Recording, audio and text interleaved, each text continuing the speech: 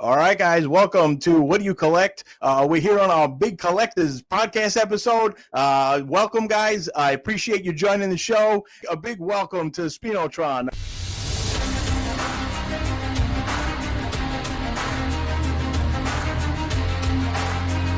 Some really breaking news as a lot of people in the community have been following and listening, joining the TopShot community with his first purchase. So you want to tell us a little bit about that first purchase? Yeah. So basically, recently I was contacted by Digitally Rare. I'm aware of him being a big collector and collecting the special numbers in both TopShot and All Day. So he basically we discussed a little bit, and I managed to, through a lot of back and forth, managed to reach a deal with him on one of his best moment. Moment is basically a collectible on TopShot, right, or All Day, which is maybe the best collectible. Maybe the best collectible. Yeah. This is a great first impression, I'd like to say. Just one of the grails on TopShot for some time. So just a great moment. You want to tell us exactly who's on that moment and what that was? It's LeBron James. I think Ice 1 Holo out of 32. I had the first number. So that was pretty cool. Yeah. Wow. I'm actually aware of this moment. I think I checked this last numbered version of this like several years ago. It was like around 16,000 back then. Yeah. I was tempted to buy back then, but yeah. Managed to get it now. It's good. That's some of the fun. I mean, some of the fun is just saying, like, when do I buy? You know, a lot of times, you know, if you're obviously those who study the market, sometimes you're just buying on impulse because you love the player. As soon as it comes out, it's one of those like, okay, I need that. You know, it's just like the craze of the rookies and all. What do you think of the rookie craze going on between the last couple seasons between NBA and the NFL so far? Yeah, I think the rookie chase always drives the new releases, right? It's basically structured around those guys, and obviously the GOATs and the legends are still collectible, but most people are just try to buy the next best thing before they become so. So that was kind of the every release people look forward to those. Yeah, I think we are blessed with all those talents in each of the sports, right? We have Wemby, we have Flag upcoming, we have in football we have Jaden, and CJ Stroud is also great. And in soccer, we have Yamal and Doa. So it's in WNBA, we have Kalen Clark and injuries. So we have a lot of talents to collect. It's golden age, I think. Yeah. It's true. It's true. Speaking of Cooper Flag being one of the top rookies coming out for this season, I believe some people here on the podcast might have seen him live. Yeah, I got you, Mike. I don't know if you got you. I did not, unfortunately. Scotty, it's all you.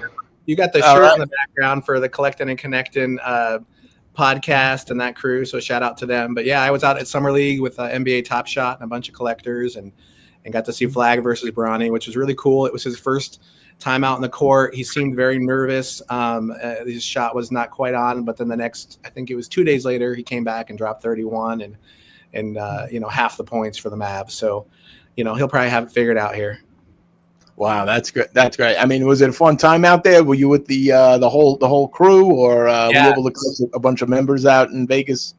Yeah, there was a bunch of collectors that were out there that got together and did Summer League but I'll tell you, it was electric. Like, I mean, for a Summer League, game, that it was electric. And then there were a bunch of NBA, players that were there to watch both Bronny and Flag. And I have to say, I was really impressed with Bronny. Like, his game seemed like he had leveled up. And get it, it's Summer League, but he definitely had that sort of like vibe of like floor leader when he was out there. And so that was cool to watch too. Yeah, that must have. I mean, that's great. That's great to just see the early stages, and nothing better than with a community of people that, which is someone you've been dealing with in the Discord for a long time. Somebody maybe you've met before. I'm sure just you have some fun stories or anything while you were out there meeting some collectors and. MBL, from Grails on Flowty, Banana Banking Mac. Oh yeah. I met her for the first time. In fact, I met all these people for the first time. Like I've never actually met them in person. And then I corrupted most of them by taking them to the casino and showing them how to gamble. So oh, nice. the tables or maybe packs. yeah, mostly slot machines, which is really like ripping packs, right? So I think it feeds into that same sort of mentality. So those of you that know Bayou Sniper, his new nickname is Buffalo Sniper because he got hooked on the Buffalo game. Oh, nice, very nice. So you guys were all just one-arm banditing in Vegas? Yeah. It's in a row? The Collectin and Collectin crew. Yeah. Connecting in a different way. That's right. Yeah, the Banana Mac is awesome. Big fan. That's awesome. MBL, have you made it to some events in the community before? Have you been able to jump into any of the things going on and meeting up with some of the collectors in person? Yes. So actually I went to Vegas Summer League in 2021 with the Club TopShot community. So Spinotron, you won't know. Scotty and Paul, you guys probably remember. Club TopShot was a stream that I did once a week for probably about a year. And it was with Peter Jennings, Jack Settleman, Peter Overzet, and Andy Chorlian. And it was a great time. So we decided to get together at Summer League. Now, we did not plan well because we didn't overlap with TopShot. They went, I think, the second weekend. We were there the first weekend. So we didn't overlap with TopShot. But then I think that year or 2022 at NFT NYC, TopShot had a pretty big event. And they took over Terminal 5 in Manhattan. So went to that event, which is a really good time. And then actually just a couple weeks ago, it was a few days after the Fanatics event that Paul, your latest video was on. Flo came into town for I think it was ETH NYC. I don't even know what the actual event was, permissionless. And Flo had a few events. So I went to Flo, was there with Roham and El Dumbo. Library was there, one of the OG collectors. Right. And it was a lot of fun. So yeah, I've done my fair share in person, but I've got a 2-year-old at home, so my fun travel has really slowed down quite a bit, I would say. We could have called this the crossover episode, right? Because Spino's come over to the TopShot, but recently I have come over from TopShot into Panini, and I wanted to mention that because I was also pleasantly surprised to see Panini as a sponsor of Summer League, Summer League proper in the arena, and then they had a table there, and they were doing their thing. And then Spino, aren't you going to be out at National?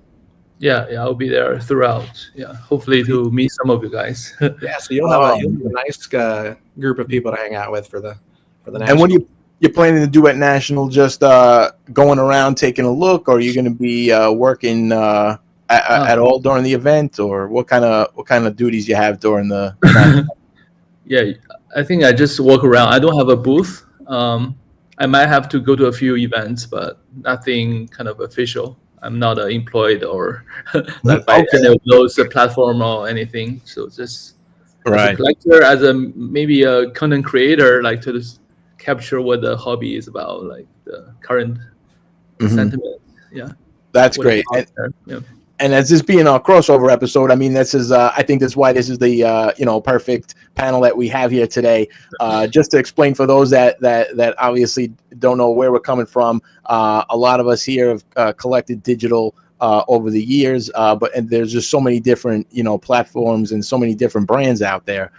So MBL, you want to tell us a little bit, obviously, with the marketplace and just all the different brands that you represent. We know Scotty's a collector of many different things, and now Disney digital pins, Panini, NBA TopShot, NFL all day, and Spino, a big Panini digital collector, and I'm sure collector of many other items as well. But this is our crossover of bringing everybody together here. So that's what exactly our panel is. But MBL, tell us a little bit about what brought this to come about and how great it's been just over the years of growing with the different brands coming on board.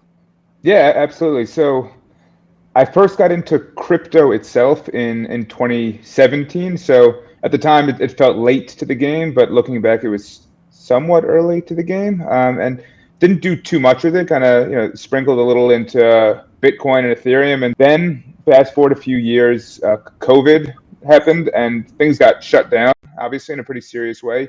And I'm someone who really enjoys hobbies, likes getting out and playing sports, and so I was kind of going nuts. Stuck in my apartment in Manhattan at the time. I started playing a ton of Call of Duty, like hours each day, like a lot of other people did, and was kind of going nuts. And then in September 2020, I think it was, September 2020, I came across a random tweet from someone talking about digital NBA memorabilia.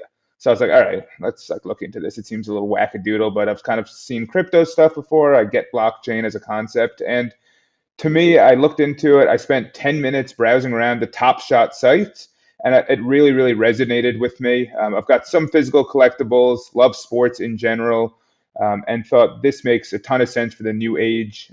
You have these officially licensed collectibles. They don't take up physical space. You can do it globally. You can trade it. There's no authenticity issues, no fraud issues, no shipping issues. You can see it in your pocket on your cell phone. You can carry it around with you. You can share it with everyone you know, instead of it just being like on your living room wall or in your basement or in your man cave. It's accessible to theoretically hundreds of millions or billions of people at any time. They can just go to any one of our profiles and see what we like and what we own. And so to me, that all landed really, really well. And so I kind of dove into the deep end, got pretty aggressive, buying up some things early on. When I first joined, there were probably 200 active people on the platform. And so there were some what I thought were good opportunities. And then things really, really blew up in a big way. So more people started joining. And I said, I'm spending enough time on this already. Maybe I should think about some professional angle here. And I come from the finance world originally. And so I thought maybe there's an opportunity here to kind of build out some financial tools around TopShot and NFTs in general. And the first product that we built on Flowty, I got together with a few friends and built out what's now Flowty. The first product we had is what Spinotron and I talked about on Twitter one time, which is the peer-to-peer loan product. So basically, Flowty enables you to take an NFT and take out a loan against it, the same way you would for a house with a mortgage or at a pawn shop with any item you want. And it's done on a purely peer-to-peer basis. So you own an NFT, someone else has money. You put up your NFT as collateral. They give you money. If you repay them, you get your NFT back. If you don't repay them, you lose your NFT. And that's the whole transaction. So we did that. We launched that. It's a cool feature. We can dive more into it if we want, but we don't have that much time. And then eventually we rolled out a secondary marketplace where you can buy and sell NFTs. We also have a rental feature, which is primarily used during TopShot challenges. If you had 4 or 5 moments you needed, but you didn't want to buy the 5th one, and someone else had the 5th one and didn't want to buy the other 4, they could rent it to you for a fee, which you can still do, but the use cases are less on TopShot now. And most recently, we launched a Launchpad product that allows you to create new NFTs on Flowty. And so, we built out a decent sized team. We did a fundraise. We're funded by VCs, and it's been a lot of fun and really, really interesting, and get to meet a ton of fun and smart people like you guys. You guys really had something from the very beginning, and it just is something that I'm always a fan of branching communities together and just bridging that gap. And that's exactly from the marketplace, from what I've seen from day one. So that's interesting how many different communities here that have come together. And Spino, how did you hear about Flowty, and how did you get onto the marketplace and take a look at that LeBron Hollow? How did that all start? Okay, so yeah, I'm a sports fan in general. Like, I watched NBA back in late 90s already. I think through some manga book called Slam Dunk. From that, I learned about basketball. Then I got to know Jordan. I watched the last two finals of Jordan, basically 97 and 98 seasons. And then Kobe came along, but I kind of studied and worked abroad, right? I originally came from China, and I went to UK. There wasn't any basketball going on there, so I kind of there's a pause. And then I went to the US to study PhD. I think around 2009, I kind of picked up again by searching something on eBay. But back then was still like I was collecting the physical cards. I think I went a very systematic from secondary market, basically collecting as opposed to like opening packs, like Scotty does. Yeah, so what I've achieved as collector, I think it's basically I have some like nice Kobe cards, like all the first ever or the significant one of ones, and also I complete a set which is called an essential credential. I think I showed a little bit in the chat, in the BC chat. So it's basically extremely hard to complete because like the set have 80 players and the player stays in the set at a number, right? There's a set number associated to the player and the set number happens to be the print run as well. So the first few guys only have print run to single digit. It's impossible to find, right? Recently, Ep7 version sold for 700,000, just one card. So, but back then was it's still, I think the difficulty is not about affordability. It's more about like finding those, right? There's no social media and there's no, unlike the digital collectible, everything is can be reached within search, right? You have to really search through a whole forum on the internet, even go back to some old mail list to find some leads. I use various tricks, like go to WorthPoint, trying to find some keywords, go back to eBay, cross-reference everything. Like I complete the set after 7 years. I think basically in the physical hobby, that was considered as the most difficult, like the biggest set in basketball, including all the vintages. So that's a big thing. I think because of that, I was around until now because that's really, it's a habit, right? You have to keep searching daily, try to find those key things. And then how did I came into blockchain collectibles? Basically, I think Panini did some basically like physical outreach, right? They did some Dutch auction offering where you have a digital collectible and matching physical cards. So most physical collector like basically go for that physical card, but you also have the digital ones, right? So is that National Treasure? Yeah, the National Treasure, like in 2020. So at the time, my understanding is very vague. I thought the digital one is basically like a tracking where the physical card is as a provenance, like a timestamp or something. But actually, it's on its own a separate like asset, right?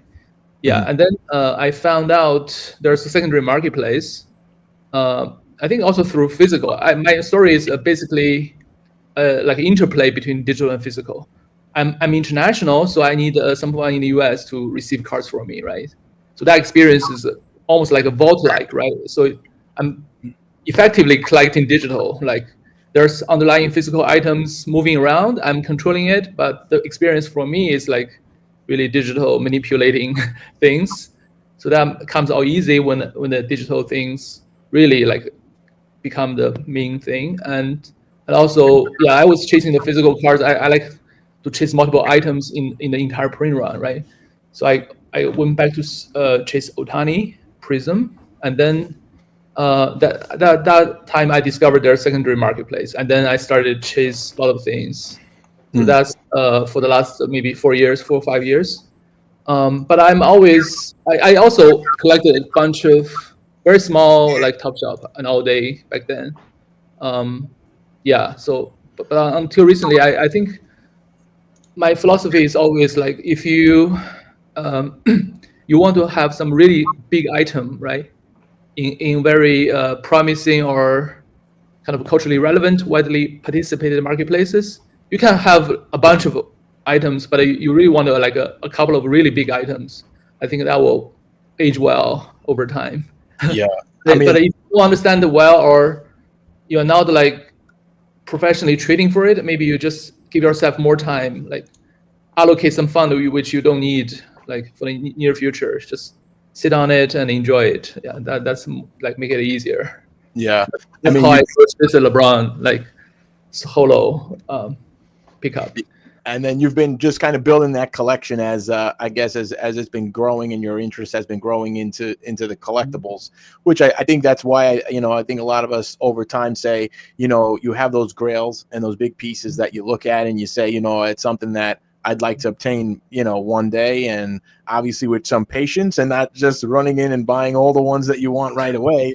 You see the way the prices fluctuate over time. So I think it's kind of some big moments that have been purchased and have been sold, which is just the fun that comes along with collecting. Scotty, I know there's been some maybe big sales or big purchases for yourself. Anything that over the last couple months that you've been really getting into Panini that you've come across and that that you kind of have your eye on or looking to complete? Well, I mean, I don't want to pour salt in the wound on poor Spino because he and I were negotiating about a card that I ultimately sold to somebody else.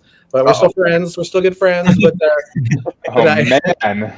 Well, yeah, I think that's good. That's a sign. If you always be able to buy everything, that's not so good. That's right. That's right. But you know what? It ended up working out because I think probably the funds you were allocating potentially to that sale, you were able to buy this LeBron James Holo MMX. So, but I ripped out of a Panini pack. I ripped the Victor Wembanyama Logo Man 1 of 1, and was able to sell that maybe a week later or 2 weeks later or something. Spino and I are always joking. Spino's been a great advisor, I guess, as I've come onto the Panini blockchain. And then I think like he reached out to talk about how does flow work, how does TopShot work, like the mechanics. And then I actually said, like, you should talk to MBL, who runs Flowty, and they actually knew each other from, like you mentioned, Mike, back in the day, like 2021. So a nice little like circular moment there. But Spino's been great to help me.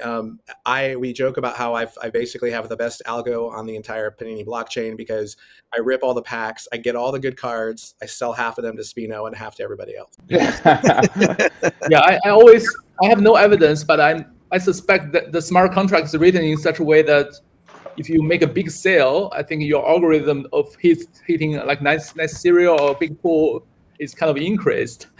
That's how I can rationalize why Scotty is pulling all the. Yesterday I pulled the Prism to select 1 of 1 for Patrick Mahomes, and then I also pulled the Caleb Williams 2 days before that. So wow, that's awesome. Nice rips. Very cool. Yeah, I've been purchasing a bunch of the select packs. A couple nice things. Mint on the 25. That's probably the least ones that I have. But it's just it's so much fun. When you know the cards on how they are physically, and then you have the digital version of them. It's just nice to see some of the graphics that come along with the Panini collectibles. Whereas some of the other stuff like NBA TopShot, there is no physical to compare to it. It's kind of just its own entity, kind of. We had a nice back and forth on X the other day because after his purchase, Spino made a nice little what do you call it, a post now, I think, right? It's not a tweet about I'm a collector and here's why I collect. Yeah, and I feel like there's like too often people get too hung up on like the Panini versus this or Tops versus this, TopShot versus look, it's collecting. And I think for all of us that are on this call right now, we're all big believers in the future of digital collecting. And there's room for all these products. They do different things. I know, like for me, the TopShot product is a much more emotional attachment to that moment in time that I remember watching that ball leave Curry's hand and the arc, right? And I just have this connection to that. But I love the art factor of Panini. I love the way in which they're displaying it in a digital format with some of the like shine and the animation and so on and so forth. So I don't know, man. I think if you understand that this is like where the world's going, there's room for all of these products, in all of our digital wallets. Yeah, I think Paulie made a good point there, which I'm sure you guys have thought about too, as Panini collectors, that it resonates with people when they see the imagery, the familiar pictures, the familiar layout on the card, the familiar font even, that really resonates with people. And it strikes a nostalgia chord that doesn't exist in TopShot. Like, Dapper has an uphill battle to try and establish kind of culture and brand and market in a way that Panini doesn't, which is a pretty interesting aspect of it all. And I'm trying to. There's a lot of other things that you guys have said, but there's one thing in particular that Spino said that I want to circle back on that I actually really do not like about digital things in general, which is digital collectibles, for all the good things that I mentioned earlier and you guys have covered, you kind of lose the chase for sets in a way, for sets and kind of difficult to reach things where there might have been historic, like, if you wanted to complete a set and there's 10 copies of each collectible in a set, you have to track these down. You have to like flag keywords, the way Spino was saying. There might be geographical barriers. You literally might have to fly to a different country to pick something up. You have to deal with like condition issues, authenticity issues, and that chase and that journey and that experience has always been a big part of collecting. And so I think for all the frictionless transactions and the ease of storage and fraud and authenticity, you have lost that, which to me was always a big thing. And I think it's interesting because the bottleneck type assets on TopShot, for example, what drives the price there isn't really like the desire to have a set. In many cases, it's will Dapper reward me for having this set? Whereas for physical ones, it's if I have this full set, it's not only the display of this set, it's people know that I worked really, really hard, put in time and energy and effort and stress and funds and negotiations to get this. And I think that's a badge of honor that, in a sense, we've lost. So it was interesting to hear, Spin, about your journey to, I think you said it was a 7-year journey to finish up that set, which is awesome. I really like stories like that. Mm-hmm. Yeah, basically, I think, in some sense, I think how hard to get a card, right? The chase, the try to locate it, the negotiation to unlock, all those kind of thing adds friction, which sometimes also provides a kind of to make the value more like protected in some sense, because essentially like a card is only available like for a card out of 10, for example, over a period of time, only one is available, right? So basically you have all the big buyers try to chase that one card. But on the digital side, you could have, for example, the Panini right now has this global offer option, which you can make one offer, have all the seller kind of compete among each other. So it's more like, I think it's more like a trading platform in some sense. I think it has a different, I mean, I always have this vision that one day, because everything is so frictionless, there's no reason why a card cannot be sold like 100 times a day, right? If there's enough people, there's like a certain like trigger or like motivation for people to trade them back and forth. I think, for example, like in the financial market, there's some like anticipation of like short and long sale kind of thing. So if that happens, I think the platform is built in a way that to allow things to happen fast and high frequency, and the platform can extract like 5% for each such transaction. So a card could have sold like 100 times, and then you have the platform basically own 5 copies of the cards still proceed, which is lucrative, right? I think that's not available anywhere in the hobby in the history before. I think that's a big part. I think you're making another great point, MBL, because like, if you imagine the early days of TopShot, go back to like when I started was like Series 2, and you would get into a queue and you would wait for hours for your spot in line, and you would hope it wouldn't sell out. And you guys, like Club TopShot would have your streams going, and there was just hype. Now I look at how Panini is working now, where like there's so much volume that happens when a Panini drop, it'll sell out within a minute, and like you're getting all these errors, and it's super frustrating. And half the people don't get the product, right? But the ones that do are like the big winners. When it goes away, you go, oh man, I also kind of miss that. I miss those days of like the day of the hype of the drop, and right. So we can sometimes innovate our way out of fun and out of like some of the product fit that like is so core to being a collector. Right. Yeah, no, it's true. It's just that amongst all these different collectibles, I think everyone is attracted to certain things of that, but that craze, I think that came along with the digital collectibles from the beginning is something that it doesn't quite translate into real world. A lot of times it's maybe you're waiting for a card store to open that you might think has, the boxes of new packs that come out, but you're not really pushing through lines to get there. You know what I mean? It's people easily can go online. They can do a pre-order of some of the boxes that come out, but as the queues were, from the beginning, it just gives that sensation. I think, it's just something that was very exciting and drew a lot of people to it, just because when you kept missing out, you were, it was kind of like, well, I'm definitely getting in the next one, because if I don't get a pack the next time, that's it. I'm going to be upset at this. And then you wouldn't get it. And then all of a sudden you're like, okay, wait, I'm going to join it next week. I'm going to get mine next week for sure. So it was just that, basically chasing that dragon, basically. It's just like, I'm going to get it this time. But and then when you finally got a pack, you were just excited regardless of what was inside of it almost. Even if it was, hundreds of dollars for this pack, you were thrilled to pay it. But I mean, it's just something that, as we was talking about the sets before, it's very true on, one of the biggest sets that I've seen a lot of these jersey letters that in the physical world, I think with trading cards is still popular. I kind of see people trying to spell out the last name. There's a letter of each jersey, and they're all trying to chase down the collectors that have those, actual one of ones to spell the full, to get that full set. But as far as regular base sets and things like that, I think without the reward of like how the digital sometimes gives you that reward of having a full set, it's kind of hard, and it's also hard to know the exact mint of some of these items. Sometimes on the physical pack, you don't know how many have been produced. Sometimes they leave that information out, but with digital, it's pretty precise down to almost everyone that's out there. How many exist. That's another big pro and con thing. Like the ease of transactions make digital nice to use, but makes the chase a little bit weaker. And the data availability is like, it's kind of nice walking into a card show, seeing a card you haven't seen before, not really being able to find data on it, having to decide if you trust the seller and his story of how he got it, having to decide, do I want to offer like $60, $42, whatever it is, and not have perfect information? Whereas in the digital world, you kind of go in, exactly what the last 50 people have paid for it, average sales price, an FMV estimate, and you can go make your purchase. And for me, I love stats and data, so I like that. But it's a little bit of the the hobby weirdness lost in there too. Yeah, no, it's true. Yeah, that's a concept I often emphasize. I have this theory of basically the physical hobby in the last few years, right? You have a peak in 2021 and 22, and then you have a drawdown, right? Which has the bottom in summer of 2023. So to explain the price action, I think I have a theory. It's called a coffin card and a commodity card. Coffin card is basically an item where collector want to keep until they're like to bury with them, basically passing down to the kids, because it's so desirable, it's so irreplaceable, and so significant, right? It's kind of like the status symbol or something.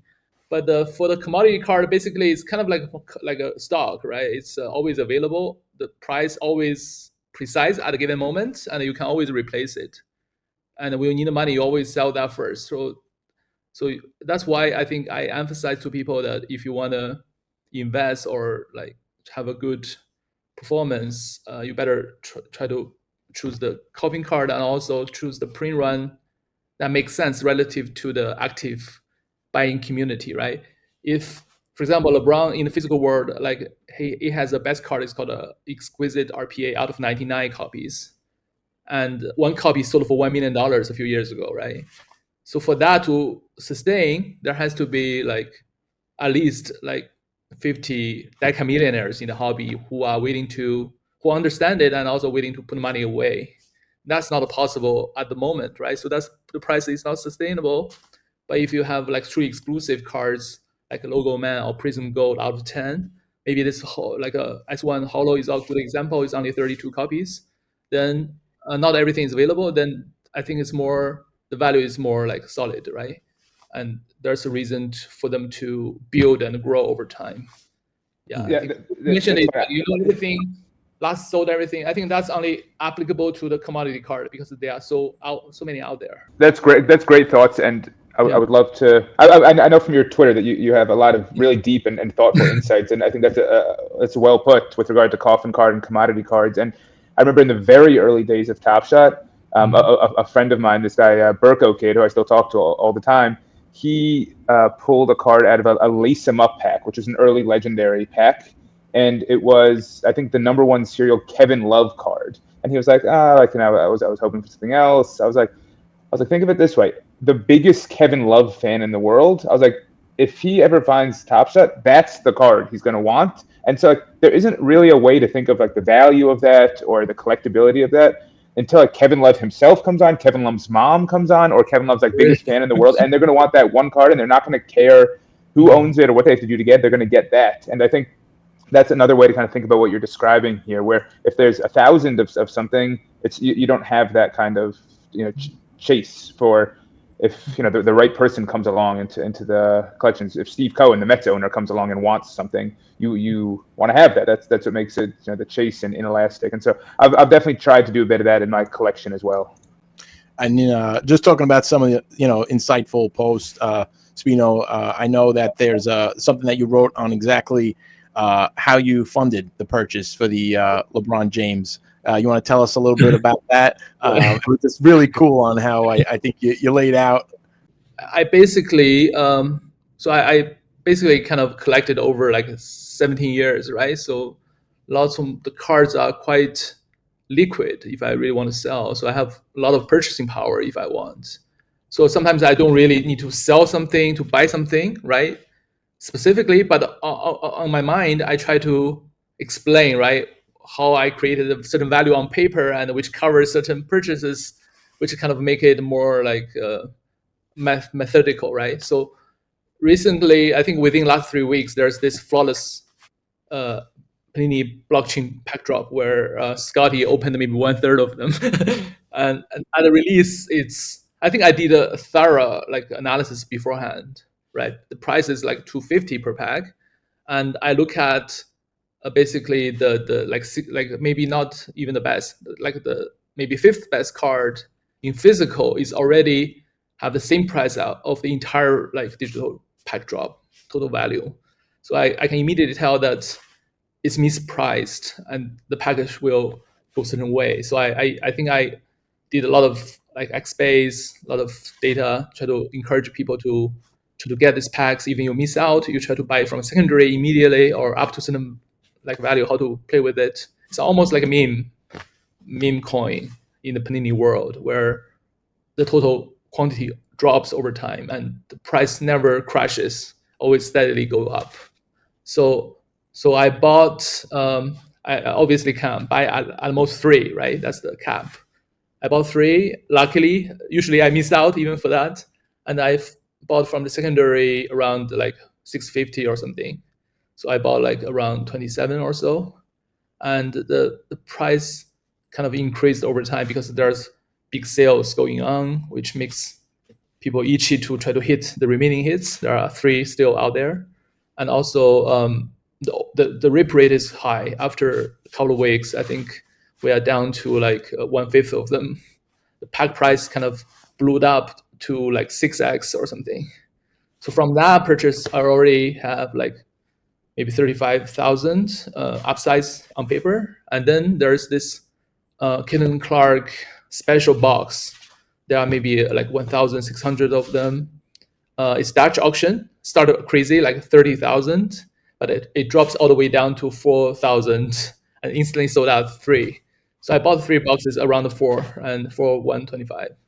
And those boxes right now sells on eBay for, I think, 16,000, 14,000. On one now sells close to 20,000 because people like certain entertainment and group break and so on.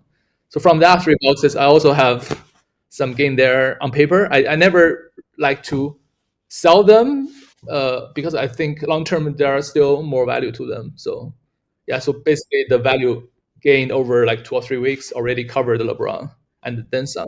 Flawless pack, they were $250 retail, he said, and they immediately hit secondary at $650, call it, and they stayed there for a bit. And then at some point, some of the bigger buyers came in and just started sweeping the floor. One guy ended up buying, I think, something like 90 at one point, 120 packs total at about $800 to $1,000. And we were like, "Wow, you're crazy! You're buying the top." But he has 120 packs that are now selling at $2,000. So he has an embedded $1,000 per pack at 120 packs. Pretty incredible, pretty incredible bet that he made. So yeah, really. And I think that has to be advised by someone, right? Someone new with that kind of purchasing power cannot be so decisive, I think. And what are some of the hits left in those packs? Is it what's the biggest 3 hits are still there, Wemby base 1/1, which is probably 30,000 plus. Wow. And also the product hit is Wemby, LeBron, Curry, triple logo man. Wow. That card I think that card in physical will sell $1 million, and there's a like consensus of, like not consensus, like it's like a rough ratio from physical to digital. It's somewhere between 5-1 to 20-1, right? If you even apply 20-1, you still have like 50,000 for that card, right? And another one is I think Wemby, Jokic, and LeBron, right? So that one is not a put either. So those three, I think. Wow, that's something. Those are Yeah. some great. I mean, definitely. I don't know, Scotty. Are you going to be going for a couple of those, or you might get tempted late one night? No, not at the price that they're currently selling for. No, not all right. All right. The market's getting efficient. People know what's going on. Exactly. Yeah, Exactly. Is Scotty also a legend in ripping on TopShop? Like Yeah. Yes, and also has a nice algo on TopShot too. No, I don't know. Listen, I just figure, you throw a big enough net out there, you're gonna get a few guppies every now and then. You know what I mean? I think different people had different like the algorithm. Really, there are some physical guys who has a great pull rate, right? I was in a group break with them. I really can feel they have like much better luck, right? They all walk away with something with the minimal participation, and I have nothing. So it's crazy. Some people are born with that kind of pull power. Yeah, listen. I mean, you go to any casino and you look at the craps table. The loudest one everyone's having a good time at. There's a reason for it. Thank you very much, guys. I appreciate it. It's been a great episode. Thank you again, and stay tuned for more. What do you collect? And we'll keep bringing you all the information. Appreciate it, guys. Stay with us. Thanks Thank you Paul. for joining us. Thanks, Pino.